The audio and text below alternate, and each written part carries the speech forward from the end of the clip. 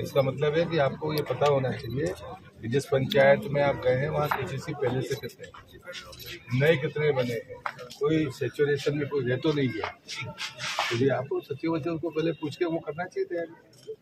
आले आए स्टार लगा, ये तो पुराना डर रहा है, ये इसका मकसद नहीं है। विकसित भारत इसका ये है कि सेचुरेशन के लिए आपके पास डेटा ही नहीं है कि इस गाँव में कितने केसीसी बने हैं और आप कितने बनाने वाले हो, कौन रह गया है, ये प्लान नहीं है। आपको तय करना होगा। मतलब एक उदाहरण दिया मैंने, वो आपके साथ भी लागू होता है। खाना पूरी करके चले जाओगे तो क्या फर्क पड़ना है, तुम्हारे पास कौन सी स्टाइल होना चाहिए। पटवारी वगैरह रहते हैं पीएम किसान में, अगर कोई छूटा हुआ तो कहाँ है पटवारी? ये तुम्हारा काम है, मेरा काम है। नहीं, बंद कर देना चाहिए, मैं भी बोलने वाला हूँ।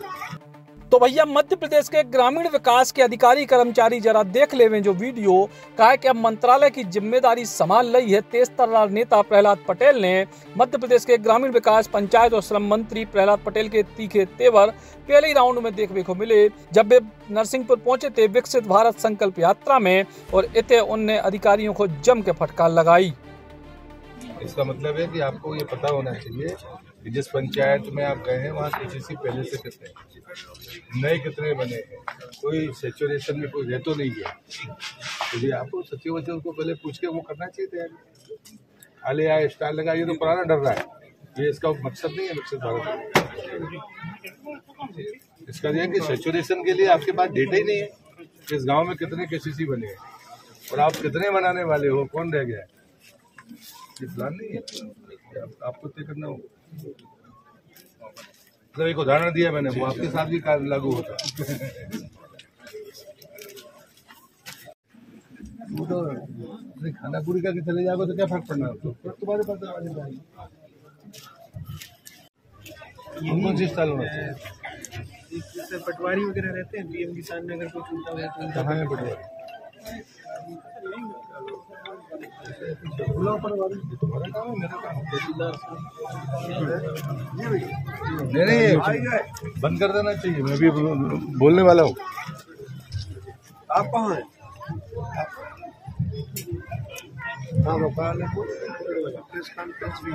के संग उनने खुले मंच से कही कि पीएम आवास योजना में कई अपात्र लोगों को योजना को लाभ दिया गया और उनसे वसूली भी नहीं करी गई, जबकि कई गरीब अभी भी आवास के बिना हैं। उनके बारे में ये देखें कि कोई छूट तो नहीं है। इस बात को जरा ध्यान से सुनना चाहिए। कोई जरूरतमंद जिसको वास्तव में मिल जाना चाहिए और वो छूट जाएगा, ये न्याय नहीं है। चाहिए तो सबको, लेकिन जरूरतमंद को तो मिल जाए, कम से कम इतनी तो चिंता करनी चाहिए। मुझे प्रधानमंत्री आवास एक उदाहरण दे रहा हूं कि प्रधानमंत्री आवास किसको मिलना चाहिए। और मैं संयोग से उसी विभाग का मंत्री बना हूं अभी, तो मैंने जब कल रिव्यू किया तो शुरू में जिन लोगों को दे दिए गए ऐसे लगभग 35,000 लोग हैं जो पात्र नहीं थे और उनको बाकी किस्तें मिली नहीं, तो वो भी नहीं बना पाए और पैसा भी उनसे वसूला नहीं गया। और जिनके वास्तव में जो पात्र थे उनके नाम ही नहीं।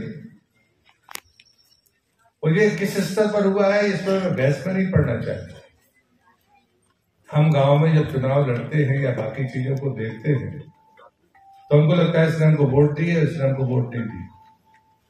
ये जो कागजों की हेरा फेरी होती है वो कभी समीक्षा के बगैर पकड़ में नहीं आती। मुझे कल रिव्यू में जो दूसरी बात पता चली है, यहाँ सीओ जिला पंचायत बैठे हैं, उनके ध्यान में भी होगा कि हम 15 परिवारों को हमने किस्तें दी। पता चला कि सचिव ने किसी और के उसमें डाल दी कि अगली किस्त आएगी तो दे देंगे। हमने मेरिट को कभी देखा ही नहीं कि मेरिट बदली कैसे। मैं खुद 5 साल इस स्टैंडिंग कमेटी में रहा हूं। मैं हमेशा इस बात को जोर देता था कि यदि किसी को 7वें नंबर पर है और उसको नहीं मिले और 8वें नंबर वाले को मिल जाए तो कार्रवाई क्यों नहीं होनी चाहिए। जब आपने सूची बनाई है तो क्रम से मिलना चाहिए।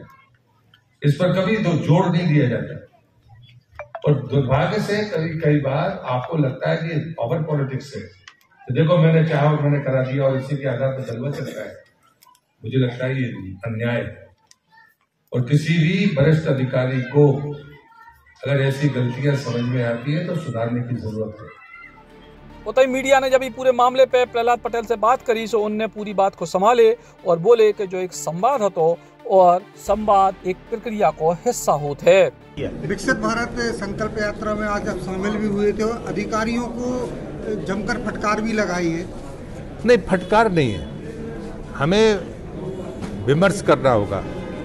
प्रधानमंत्री मोदी जी कहते हैं सबका साथ, सबका विकास, सबका प्रयास और सबका विश्वास।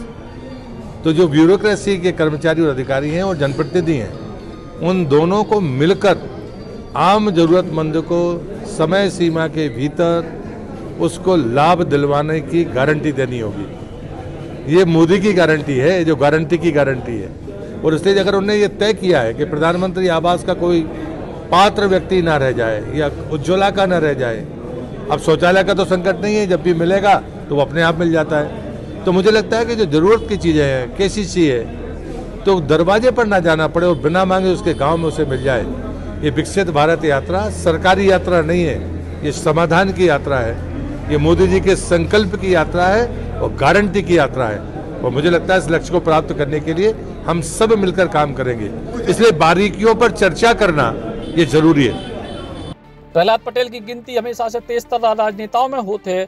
पहली बार वे मध्य प्रदेश की सरकार में मंत्री बने हैं और ऐसे में उनके विभाग में निश्चित तौर पर कार्य प्रणाली में सुधार आए, की उम्मीद करी जा सकती है।